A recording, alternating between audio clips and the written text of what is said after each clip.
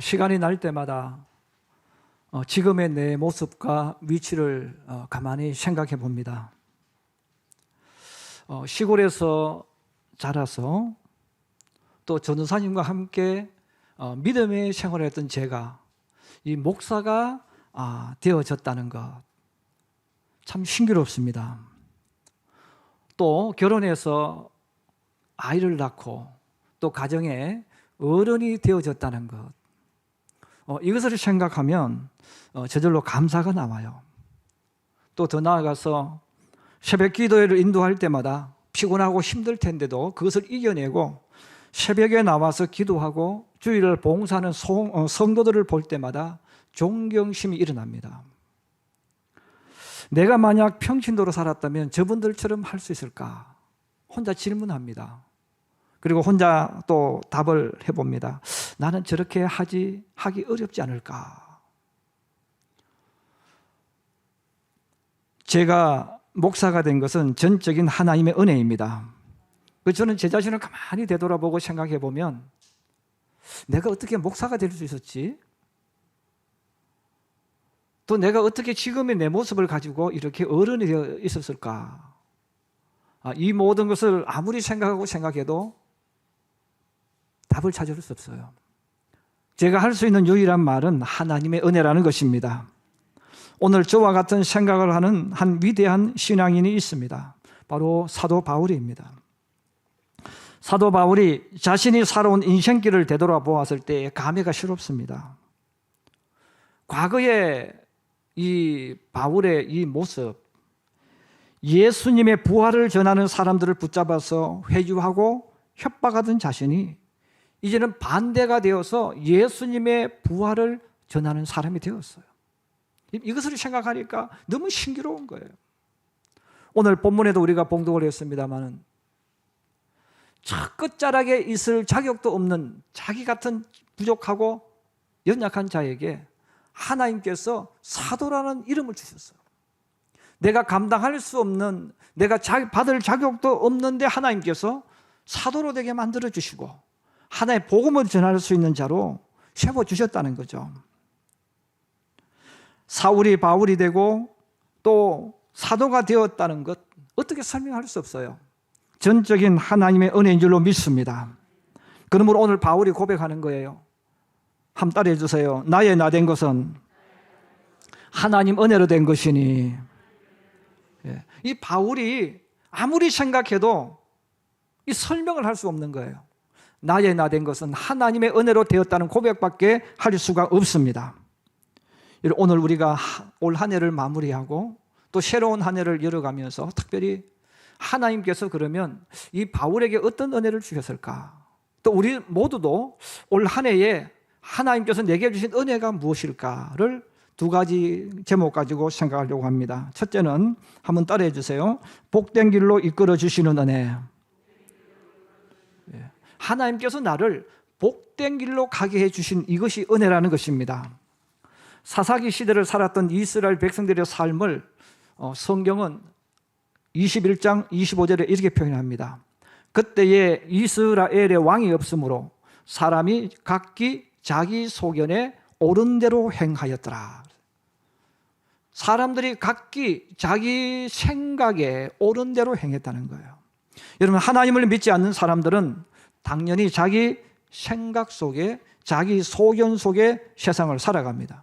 그래서 내 생각이 옳은 줄 알고 세상을 살아가기 때문에 나와 다른 의견, 나와 다른 생각, 나와 다른 계획을 가지고 또 나와 다른 말을 하는 사람을 보게 되면 우리가 이렇게 표현해요. 털렸다는 거예요. 너 잘못됐다는 거예요. 그리고 뭐라고 합니까? 너 이해 못하겠다 이야기합니다. 잘못됐다고 표현해요. 그러면서 우리가 마지막 내리는 단어가 있죠. 고치라. 바로 하라 이렇게 말해요. 여러분, 내 생각이 옳은 줄 아는 거예요. 내 생각과 다른 사람, 내 생각과 다른 생각을 하고 다른 말을 하고 다른 의견을 표출하면 너 틀렸다는 거예요. 너 잘못됐다는 거예요. 고치라는 거예요. 그래서 세상을 살면서 자기 생각이 옳은 줄 알고 살기 때문에 사람들은 서로에게 상처를 주는 말을 하고 행동을 하면서 세상을 살아갑니다. 그러면서 상처받은 이야기를 자꾸 해요. 나는 누구 때문에 상처받았다. 여러분, 내가 누구 때문에 상처받은 게 아니죠. 내가 누구에게 상처를 자꾸 주고 있는 거예요. 그런데 우리는 자꾸 내가 상처를 받았다고 생각하는 거예요. 여러분, 내 소견에 오른 대로 사는 사람은 끊임없이 내가 다른 사람에게 상처를 주는 거예요. 그걸 모르는 것뿐이죠. 우리는 모르면서 반대로 표현해요. 내가 상처받았다고, 누구한테. 물론 그 사람도 자기 소견에 오른 대로 사니까 내게 상처를 주는 거죠. 나도 역시 다른 사람에게 계속 상처를 주면서 살아갑니다. 문제는 하나님의 백성인 이스라엘 백성들도 그렇게 살았다는 겁니다. 하나님이 주신 말씀이 있었지만 그 말씀은 저 뒤로 던져버리고 세상 사람들처럼 자기 생각에 오른 대로, 자기 소견에 오른 대로 세상을 살았습니다. 그래서 이 사사기서를 읽어보시면 숨이 콱콱 막혀요. 하나님을 믿는 신앙인들의 모습이 계속해서 하나님 앞에 매맞는 일만 하는 거예요. 왜? 자기 생각에 오른 대로 살기 때문에 그래요. 그러면서 사사기 19장에서 21장의 최악의 사건과 행동들이 나옵니다. 어떤 레위 사람이 에브라임 산지에 살던 사람인데 베들레헴에 와서 한 여자를 사랑했는데 그 여자를 사랑하면 첩으로 삼았다는 거죠. 여기서부터 이미 이야기가 잘못되고 있는 거예요. 첩으로 삼았는데 그 첩이 된 여자가 또 주변 어떤 남자에게 사랑에 빠져서 행음을 했어요. 그리고 자기 친정으로 돌아가 버렸습니다.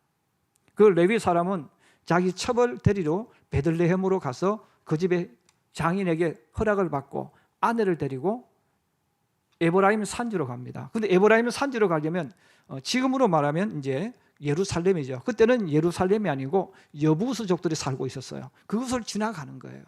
그곳을 지나서 베냐민 지파의 땅에 들었습니다. 그때 해가 뉘어지면서 잠잘 곳이 필요합니다. 그래서 기브아라는 동네에 들어갔어요. 아무도 환영해 주지 않습니다. 그때 마침 어떤 노인으로 인해서 노인이 자기 집에 초청해서 거기서 잠을 잘 수 있게 되었어요. 그런데 문제는 이들이 그 집에서 잠을 자려고 할 때에 기브아에 있는 남자들이 와서 그 여자를 끌고 가버렸다는 거예요. 그리고 성추행을 했어요. 그리고 여인이 죽었습니다. 그 남자는 너무너무 화가 났어요. 그리고 도저히 용서할 수가 없는 거예요. 그래서 자기 죽은 첩의 몸을 도막을 12도막을 해서 모든 지파에 돌려보냅니다. 우리 이스라엘 나라에서 이런 일이 일어났습니다. 복수해 주세요. 그리고 이 악한 사람들을 처형해 주세요. 그것을 보고 11지파가 모여서 회의를 합니다. 하나님의 나라인 하나님의 백성인 이 이스라엘에서 있을 수 없는 일이 일어났다. 그러므로 유다 지파의 사람들을 보내서 이야기합니다. 기브아에서 그런 악을 행한 그 사람들을 우리에게 보내라. 우리가 그 행한 그대로 심판하겠다. 자, 그런데 베냐민 지파 사람들은 거부를 합니다. 그들이 잘못하는 건 알지만, 죄인인 것을 알지만 우리는 보내줄 수 없다. 왜? 우리 동족이라는 거예요. 우리 피부치라는 거예요. 죄를 지은 것은 알지만 그 오히려 죄를 지은 자를 두둔하면서 보호하려고 했던 거죠. 왜? 우리 소견에, 자기 소견에 옳은 대로 생각하기 때문에. 그러므로 이스라엘 11지파가 모여서 그래, 그러면 우리가 그냥 두지 않겠다. 그리고 군대를 모집해요. 군대를 모집하니까 베냐민 지파도 군사를 모아서 군대를 조직합니다. 같은 동족이 전쟁을 하게 되어졌어요. 그 전쟁을 하게 되어져 가지고 성경에 나와 있습니다. 베냐민 지파 남자들, 여기는 남자는 어린애가 아닌 전쟁을 할 수 있는 나이 21세 이상쯤 되겠죠. 베냐민 지파의 남자들 2만 5천 명이 죽임을 당했어요. 그리고 그들 가운데서 600명을 살아서 멀리 광야로 도망가는 비극적인 일이 일어납니다. 여러분, 하나님을 믿는 11지파와 마지막 한 지파 베냐민 지파가 왜 전쟁을 했겠어요? 그들이 하나님 말씀 안에서 결정했다면 이런 일이 일어나지 않을 거예요. 근데 그들이 그런 결정을 하는 이유가 뭡니까? 자기 생각에 옳은 대로 하는 거예요. 자기 소견에 옳은 대로 하는 거예요. 여러분, 우리가 자기 생각에 옳은 대로 한다는 말은 우리가 가장 많이 쓰는 단어가 있잖아요. 내로남불인 거죠. 여러분, 내가 하면 이게 바른 거예요. 그러나 다른 사람이 하면 잘못된 거예요. 여러분, 하나님을 믿는 사람이라면 내 자식이라도 잘못하면 벌받게 해야죠. 그런데 우리 사람은 내 소견에 어른들하기 때문에 내 자식이 하면 그럴 수 있는 거예요. 내 자식이 하면요, 그럴 수 있는 거예요. 사람이 잘못할 수 있잖아요. 잘못했다고 빌면 좀 봐줄 수도 있잖아요. 이런 마음을 가지고 있던 인물들이 베냐민 지파라는 거죠. 왜? 자기 생각에 옳은 대로 살아갔으니까.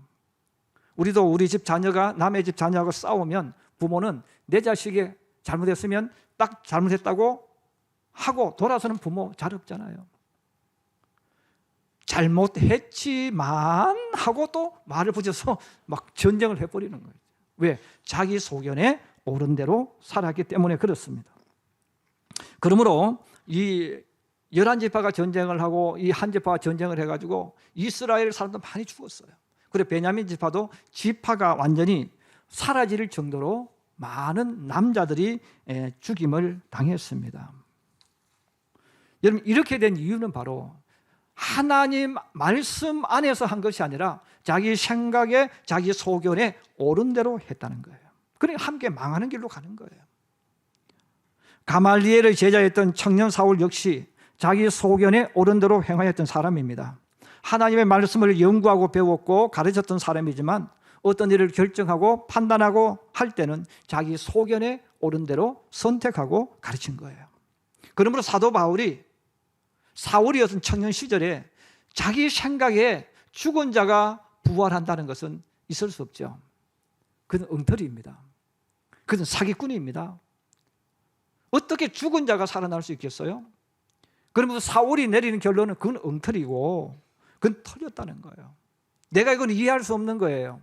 그래서 엉터리고 털렸기 때문에 자신의 생각이 옳다고 생각한 사울은 예수님의 십자가 부활을 증거하는 사람들은 이유 없이 그냥 붙잡아 왔습니다.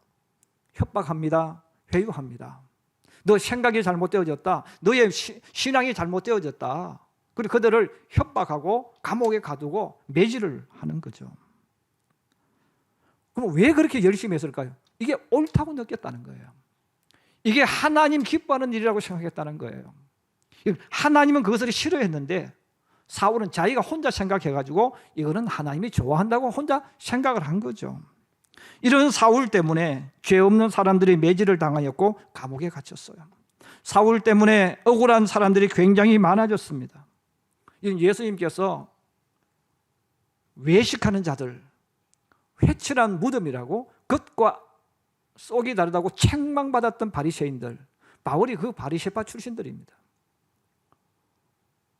그러면 이들은 하나님 말씀을 입으로 외쳤고 가르쳤지만 실제로 모든 판단을 하고 결정할 때는 자기 소견에 옳은 대로, 자기 생각에 옳은 대로 찾아갔다는 거죠. 자, 그런 사울에게 부활의 주님께서 찾아오셨고 사울을 따뜻하게 품어주십니다. 그리고 사울에게 소명을 주시고 일을 맡기셨어요. 그러면서 어느 순간 사울이 바울이 됩니다. 여러분, 사울이 바울이 된다는 말은 이름이 달라지는 거예요. 사울이란 뜻은 뭡니까? 큰 자, 잘난 자, 똑똑한 자, 교만한 자, 이런 뜻이에요. 그럼 바울은 뭡니까? 작은 자, 부족한 자. 그래서 겸손이란 단어가 나오는 거예요. 사울로 있으면 그는 자기 생각이 옳은 줄 알았으니까 가말리엘의 문화니까 지금으로 표현하면 우리나라 최고의 학부에서 최고의 위대한 선생의 수제자로서 존경받았거든요. 근데 내가 얼마나 똑똑하고 유식합니까? 다른 사람 쭉 보면 다 내 밑에 사람들이에요. 내한테 배워야 될 사람들이에요. 그런데 부활의 주님을 만난 이후에 가만히 되돌아보니까 나는 가장 부족한 자예요. 가장 약한 자예요. 가장 아는 것이 없는 자예요. 가장 많은 사람들에게 상처를 준 사람이에요. 그래서 그는 사울이라는 이름은 버리고 바울이라는 이름으로 살기 시작하는 거예요.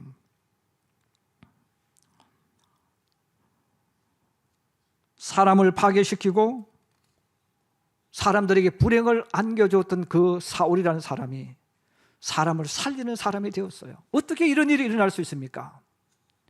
여러분, 바울은 고백합니다. 이 모든 것은 하나님의 은혜라는 것입니다. 오늘을 살아가는 우리들도 마찬가지죠. 우리가 예수를 믿고 또 성경 공부도 하고 하지만 가만히 한번 되돌아보세요. 내가 어디에 초점 맞추어서 판단하고 선택합니까? 자기 소견에 옳은 대로 선택하는 거예요. 자기 생각에 옳은 대로 행동하고 판단하는 거예요. 자, 이런 생각을 가진 나 때문에 결혼해서 살면 부부가 힘든 거예요. 불행해지는 거예요. 여러분, 예수 믿지 않는 사람들이 야, 결혼은 인생의 무덤이야, 결혼하지 마, 이렇게 말한다면 그들은 어차피 예수가 없는 사람이니까 당연히 그렇게 말할 수 있습니다.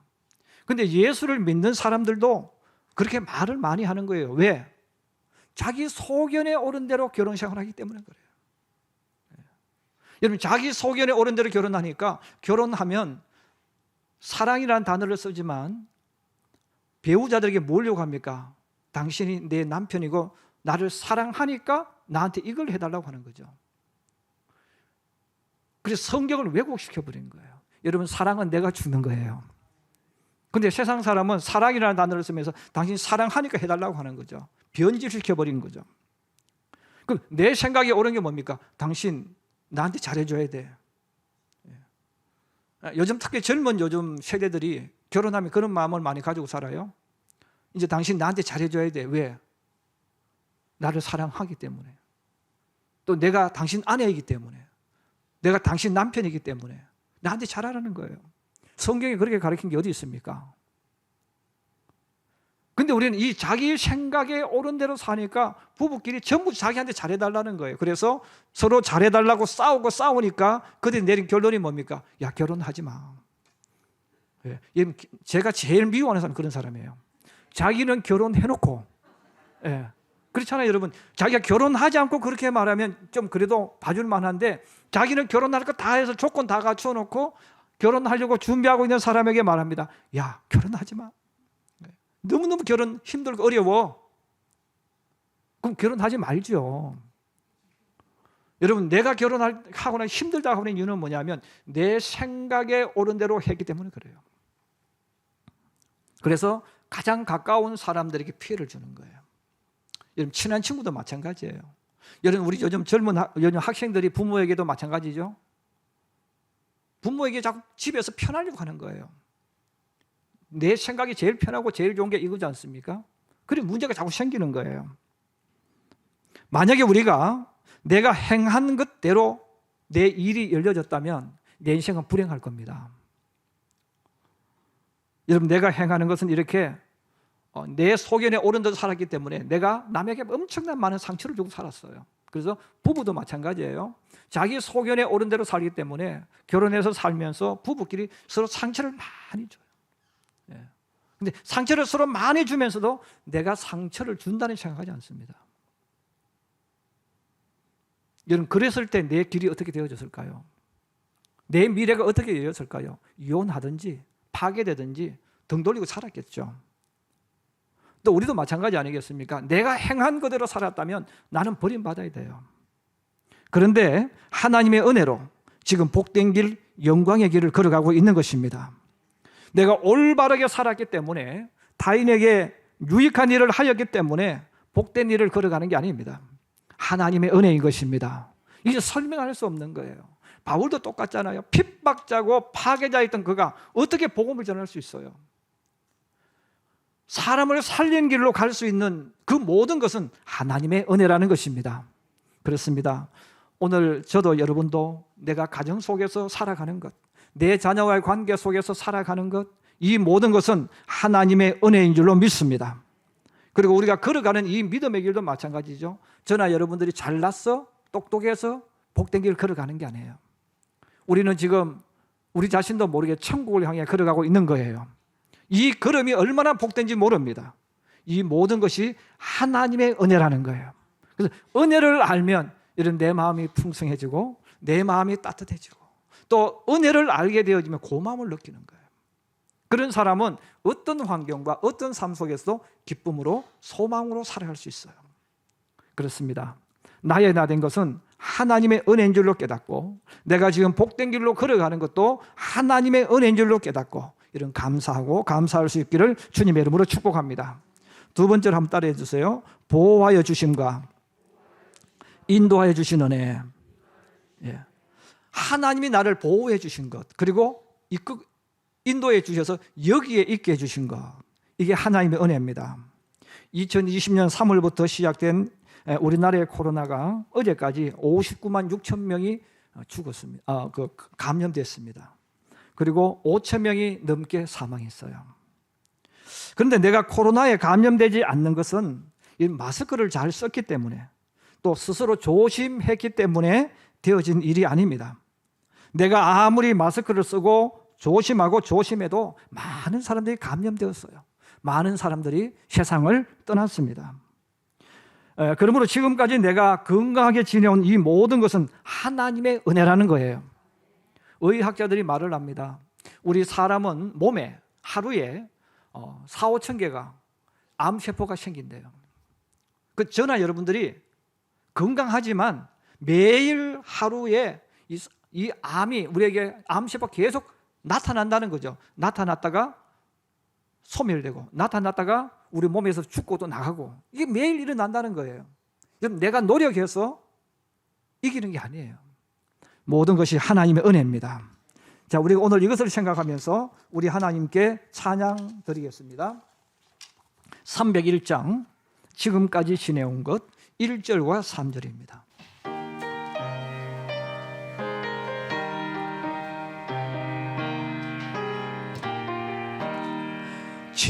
지금까지 지내온 것 주의 크신 은혜라. 한이 없는 주의 사랑 어찌로 말하랴. 자나깨나 주의 손이 항상 살펴주시고,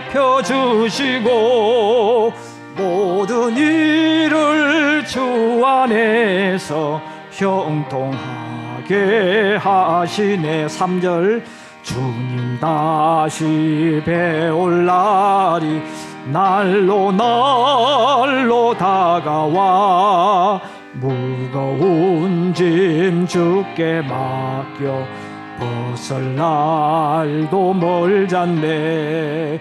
나를 위해 예비하신 고향 집에 돌아가 아버지의 품 안에서 영원토록 살리라.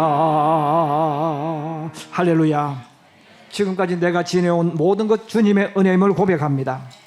사도 바울은 어떤 사람보다 위험한 일을 많이 만났습니다. 고린도 후서 11장 23절에서 27절에 고백합니다. 그들이 그리스도의 일꾼이냐 정신없는 말을 하거니와 나는 더욱 그러하다. 내가 수고를 넘치도록 하고 옥에 갇히기도 더 많이 하고 매도 수없이 맞고 여러 번 죽을 뻔하였으니, 유대인들에게 40에서 하나 가마매를 5번이나 맞았으며 3번 태장으로 맞고 1번 돌로 맞고 3번 파손하고 일주일을 깊은 바다에서 지냈으며, 여러 번 여행하면서 강의 위험과 강도의 위험과 동족의 위험과 이방인의 위험과 시내의 위험과 광야의 위험과 바다의 위험과 거짓 형제 중의 위험을 당하고, 또 수고하며 애쓰며 여러 번 자지 못하고 줄이며 목마르고 여러 번 굶고 춥고 헐벗어노라 그랬어요. 여러분, 40에 하나 감하는 매.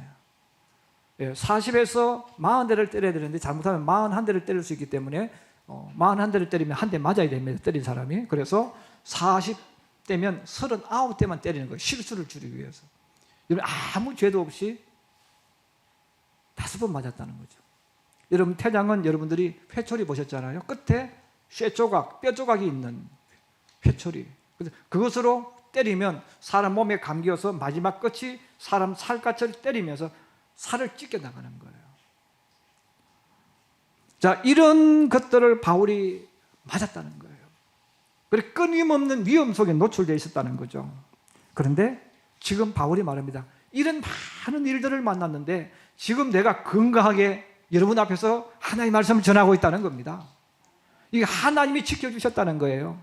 하나님이 보호해 주셨기 때문에 내가 지금 여기 있다는 것입니다. 내가 조심해서, 내가 무술을 배워서, 내가 능력이 있어서 안전한 것이 아닙니다. 하나님께서 보호해 주셨기 때문에 지금의 내가 여기 있는 것입니다. 그러므로 바울이 고백하는 거예요. 그 수많은 일을 만났는데 하나님께서 나를 보호해 주시고 인도해 주셔서 지금 내가 여기 있다는 것입니다. 사람이 사고가 일어날 때는 갑자기 일어납니다. 사고가 생기면서 일어나기 전에 사고 일어납니다 하고 일어나는 사고는 없어요. 그냥 일어나는 거예요. 저하고 정말 친했던 고등학교 친구가 그 현대자동차 연구실에 취직을 했어요. 그 취직을 했으니까 얼마나 좋습니까? 기분 좋게 퇴근을 하는데 파란불이 들어와서 현대자동차 앞길을 이렇게 크거든요. 길이 앞으로 쭉 오는데 끝부분까지 왔는데 갑자기 덤프 트럭이 그냥 들어와 버린 거예요. 그래서 제 친구를 그냥 치워가지고 날려버렸습니다. 몇 미터가 날아갔대요. 사람들 죽은 줄 알고 가보니까 큰 부상만 입었지 죽지 않았다는 거예요. 그래서 그 친구가 얼마 전에 이제 정년퇴직한다고 저한테 연락이 왔어요. 여러분, 그 친구가 조심성 없어서 그런 사고를 당했을까요? 그 친구가 자기 방어를 못해서 그럴까요? 오늘 저와 여러분들이 내가 내 자신을 잘 보호해서 여기 이렇게 건강하게 있을까요? 아니라는 거예요. 설명할 수가 없지만 바울은 그렇게 고백하는 거예요. 하나님의 은혜라는 것입니다. 사람이 죽고 사는 것, 우리가 걸어가는 인생길에 여러 가지 많은 일들 내가 답할 수 없어요. 그러므로 오늘 바울이 고백합니다. 정말 이게 신기한 일이라. 이게 기적 같은 일이에요. 저와 여러분들이 우리 매일매일 건강한 것 그 자체가 기적이고요. 여러분 주님 앞에 나와 예배 드리는 것 자체가 기적입니다. 그리고 사람들이 나이가 먹으면서도 생존해 있다는 것, 이 자체가 기적이에요. 내가 몸을 잘 돌보기 때문에 일어난 게 아니에요. 오히려 여러분 병은, 암은 건강한 사람일수록 암도 빨리 움직여서 빨리 죽게 만들어요. 그래서 암이라는 것은 여러분 들어보셨잖아요. 노인들은 암이 들도 오래 삽니다. 왜? 노인들이 힘이 없어서 비실비실하기 때문에 암도 비실비실하는 거예요. 그래서 이 암도 나이 들고 힘없는 사람한테 들어가면 이게 활동을 못해. 반대로 여러분 매일 운동하고 막 열심히 하는 사람은 암도 같이 열심히 하는 거예요. 그래서 빨리 죽는 거예요. 근데 이걸 우리가 어떻게 설명할 수 있겠어요? 그렇다고 또 운동 안 하면 건강합니까? 그것도 아니에요. 오늘 그래서 사도 바울이 우리에게 알려주는 건 뭡니까? 물론 사람이 열심히 할 수도 있고 안 할 수도 있지만 그것과 상관없이 내가 건강하다는 것, 내 몸이 강건하다는 것, 지금의 내가 있다는, 존재한다는 것, 모든 것은 하나님의 보호하심이라는 것입니다. 하나님의 인도하심이라는 것입니다. 그렇습니다. 우리가 올 한 해를 한번 되돌아보고 생각하면서 하나님께서 내게 주신 은혜를 여러분들이 한번 노트에나 한번 스마트폰에 한번 기록해 보세요. 우리가 상상할 수 못하는 놀라운 일들이 우리에게 일어났고 그 수많은 일들 속에서 내가 건강하게 지금 주님 앞에 나와 있는 겁니다. 올 한 해를 지켜주시고 보호하여 주신 주님께서 또 2022년에도 복된 길을 가도록 지켜주시고 보호하여 주셔서 하나님의 은혜임을 고백하게 하는 축복이 있기를 주님의 이름으로 축복합니다.